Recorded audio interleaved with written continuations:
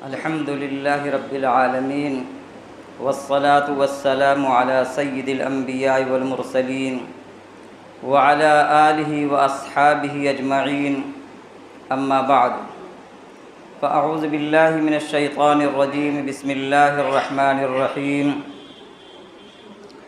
وإن تعدوا نعمة الله لا تحصوها وقال تعالى لئن شكرتم لأزيدنكم وقال النبي صلى الله عليه وسلم من قال لا إله إلا الله مخلصا فدخل الجنة صدق الله العظيم وصدق رسوله النبي الكريم۔ معزز دینی بھائیوں، بزرگوں، نوجوان ساتھیوں، اللہ کا بڑا انعام اور احسان ہے، اس کا شکر ہے کہ اللہ نے ہم کو پاک صاف کر کے اپنے گھر میں آنے کی توفیق دی۔ اللہ تعالیٰ نے ہم کو اور آپ کو دنیا میں پیدا کیا۔ سیدنا آدم علیہ السلام سب سے پہلے انسان ہیں جو جنت سے دنیا میں تشریف لائے، ان کے بعد ان کی نسلیں چلی۔ ہم اور آپ بلکہ پوری دنیا کے انسان خواہ کسی مذہب کے ہوں، مذہب اسلام کے ماننے والے ہوں یا دوسرے مذہب کے ماننے والے ہوں، سب آدم کی اولاد ہیں۔ اور اللہ تعالیٰ نے آدم علیہ السلام کو دنیا میں بھیجا، دنیا میں زندگی گزارنے کے لیے۔ دنیا کی تمام چیزیں آدم اور آدم کی اولاد کے لیے پیدا کیا۔ تمام نعمتیں اگر آدم علیہ السلام کا دنیا میں وجود نہ ہوتا، دنیا میں نہ بھیجا جاتا، تو یہ تمام مخلوقات، چرند پرند، نباتات جمادات، کھانے پینے کی تمام چیزیں سب انسانوں کے لیے اللہ نے پیدا کیا۔ زندگی کی ہر ضرورت اللہ تعالیٰ نے دنیا میں آدم علیہ السلام اور ان کی تمام اولاد کے لیے پیدا کیا۔ اور ہمارے اور آپ کے لیے ایک بہت بڑی نعمت یہ ہے کہ ہم اور آپ نبیوں کے سلسلے کے آخری نبی جناب محمد رسول اللہ صلی اللہ علیہ وسلم کی امت میں ہیں، جس نبی کے لیے کہا جاتا ہے کہ اگر اس نبی کو اللہ تعالیٰ کو زمین میں نہ مبعوث کرنا ہوتا، نبی نہ بنانا ہوتا، تو آدم علیہ السلام کو بھی اللہ زمین پہ نہ اتارتا۔ جنت سجائی گئی، آدم علیہ السلام کا وجود بخشا گیا، آدم کو بنایا گیا، روح پھونکی گئی، فرشتوں سے سجدہ کرایا گیا۔ ایک لمبی بات ہے۔ آدم علیہ السلام نے عرش پر جو دیکھا تو لا الہ الا اللہ محمد الرسول اللہ لکھا ہوا تھا۔ تو آدم علیہ السلام کے ذہن میں یہ بات آئی کہ محمد کوئی ذات ہے۔ تو اصل یہ ہے کہ محمد صلی اللہ علیہ وسلم کو دنیا میں اللہ کو مبعوث کرنا تھا۔ ہماری اور آپ کی خوش قسمتی اور سعادت کی بات ہے، ہم اس نبی کی امت ہیں۔ میں نے جو پہلی آیت پڑھی، جس طریقے سے ہمارے لیے ایک بہت بڑی نعمت یہ ہے کہ ہم آخری نبی کی امت ہیں، ویسے اللہ تعالیٰ نے اور تمام زندگی کی گزارنے کی نعمتیں ہمارے اور آپ کے لیے پیدا کیا ہے۔ اللہ نے قرآن میں کہا، قرآن کیا ہے؟ الف لام میم ذالک الکتاب لا ریب فیہ۔ ہمارے نبی صلی اللہ علیہ وسلم پر یہ نازل ہوا کلام ہے، اور سب سے پہلی آیت سورہ بقرہ کی ہے، الف لام میم۔ تمام مفسرین آج تک اس کا معنی نہیں بتاتے ہیں کہ الف لام میم کا کیا معنی ہے۔ سورہ بقرہ کی سب سے پہلی 3 حرفوں پر مشتمل 3 حرفوں کی چھوٹی آیت الف لام میم۔ سمجھو نہ سمجھو لیکن پڑھنے کا ثواب ملے گا۔ تو الف لام میم کا آج تک کسی مفسر نے معنی نہیں کیا، آخر میں آ کے کہتے ہیں اللہ اس کا معنی جانتا ہے یا اس کے نبی جانتے ہیں۔ یعنی انسان کو اپنے نہ جاننے کا پہلے اعتراف اللہ نے کروایا کہ پہلے تم مان لو تم کچھ نہیں جانتے ہو، الف لام میم نہیں معلوم۔ تب اللہ نے کہا اب سنو، ذالک الکتاب لا ریب فیہ، یہ وہ کتاب ہے جس میں کوئی شک شبہ نہیں۔ اور پھر ہمارے آقا صلی اللہ علیہ وسلم پر نازل ہوئی، نبی صلی اللہ علیہ وسلم کی زبان سے قرآن کے علاوہ آپ کی ایک ایک بات سچ ہے۔ قرآن کے علاوہ آپ کی زبان سے نکلے ہوئے کلمات حدیث کہلاتے ہیں۔ جس طریقے سے قرآن سچ ہے، ایسے آپ صلی اللہ علیہ وسلم کی تمام احادیث بھی برحق ہیں اور سچ ہیں۔ تو اس قرآن میں جس کو اللہ نے کہا ذالک الکتاب لا ریب فیہ، اس میں کوئی شک شبہ نہیں، اس میں اللہ نے کہا، اللہ نے اپنے بندوں کے لیے، تمام انسانوں کے لیے، خواہ وہ مذہب اسلام کا ماننے والا ہو یا نہ ہو، ہر ایک کے لیے اللہ نے نعمتیں، اتنی نعمتیں دی ہے۔ اللہ نے کہا وَإِن تَعُدُّوا نِعْمَتَ اللَّهِ لَا تُحْصُوهَا، اگر اللہ کی نعمتوں کو گننا چاہو نہیں گن سکتے۔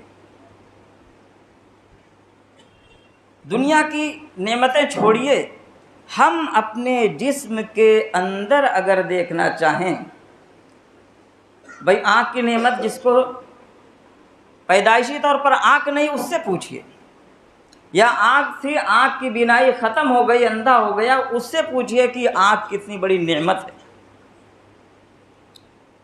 سانس ہم لے رہے ہیں، یہ اللہ کا ایک نظام ہے۔ اگر سانس لینے میں تکلیف ہوئے تو فوراً ڈاکٹر کے یہاں بھاگنا آنا جانا۔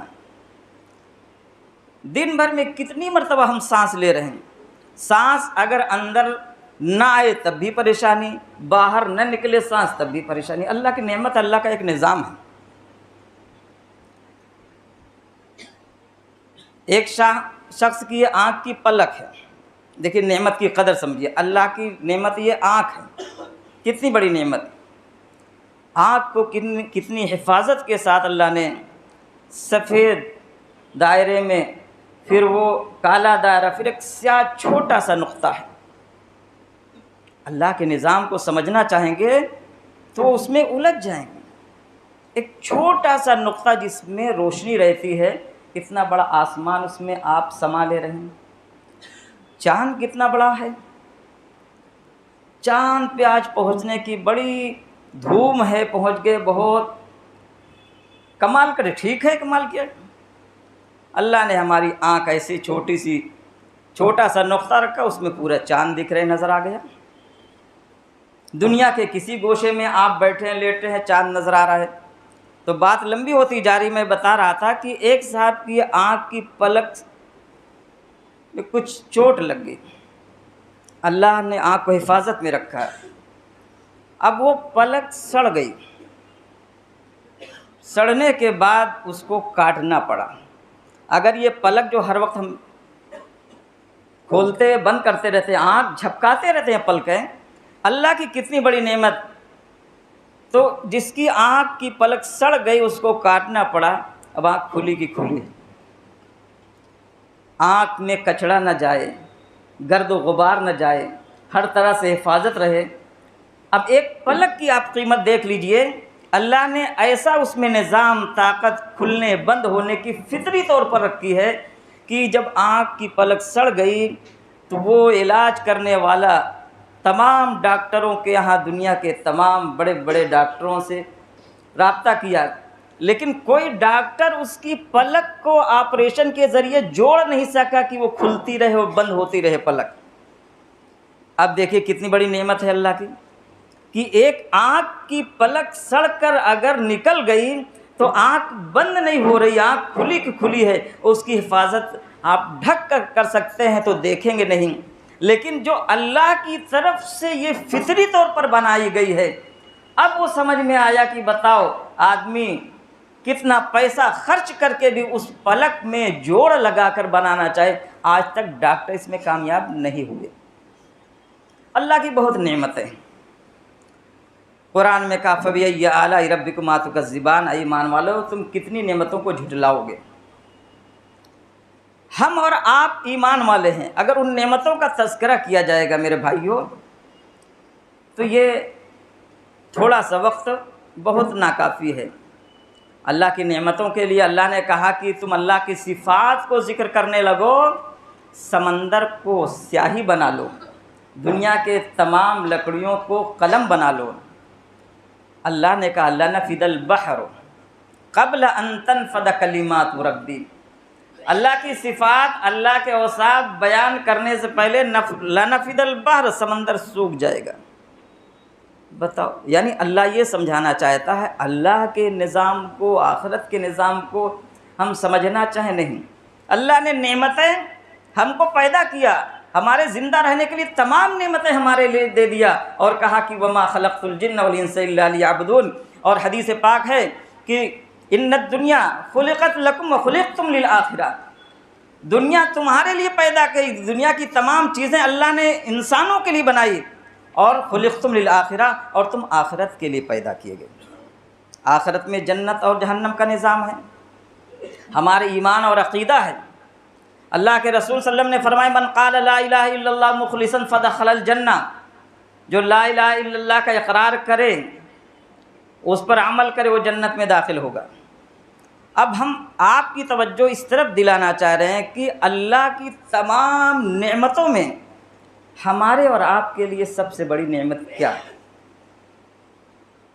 دیکھیں، ہم مسلمان ہونے کے ناطے نہیں، ہر انسان یہ چاہتا ہے کہ دنیا میں وہ اچھا رہے، خوشحال رہے، عالم ہو، جاہل ہو، حافظ ہو، تاجر ہو، مسلمان ہی نہیں، دنیا کا ہر انسان چاہتا ہے کہ وہ اس کا دنیا کا نظام اچھا رہے، اس کا اپنا مکان ہو، اس کے آنے جانے کے لیے اپنی گاڑی ہو، اس کا کاروبار ہو، بال بچے پڑھنے لکھنے والے ہوں، یعنی دنیا اچھی رہے، ہر انسان یہ چاہتا ہے۔ لیکن ہم اور آپ مذہب کے اعتبار سے یہ چاہتے ہیں ہماری دنیا بھی اچھی رہے، اور یہ دنیا 60 سال 70 سال 90 سال 100 سال کے بعد پھر ہم کو دنیا سے ہمیشہ ہمیش کے لیے آخرت میں جانا ہے، ہم وہاں بھی اللہ کے ہاں اچھے رہیں، یعنی جنت میں جائیں۔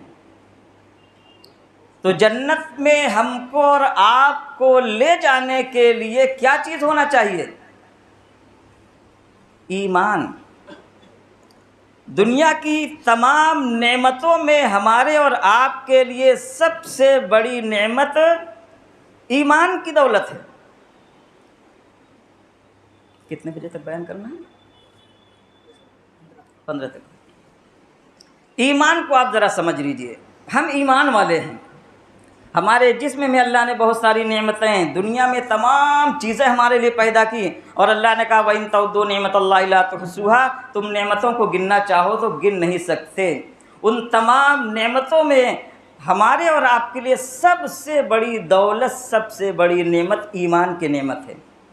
ہم ایمان والے ہیں، مسلمان کے گھر میں پیدا ہوئے، ہم کو ایمان وراثت میں مل گیا، لیکن ایمان کے لیے صحابہ نے کیسی محنت کی ہے، کیسی تکلیفیں اٹھائی ہے، وہ ان کی زندگی پڑھیں گے تو آپ کو پتہ چلے گا، اور پڑھ کر نہیں، جب ایمان کی محنت کے لیے نکلیں گے تب اور پتہ چلے گا۔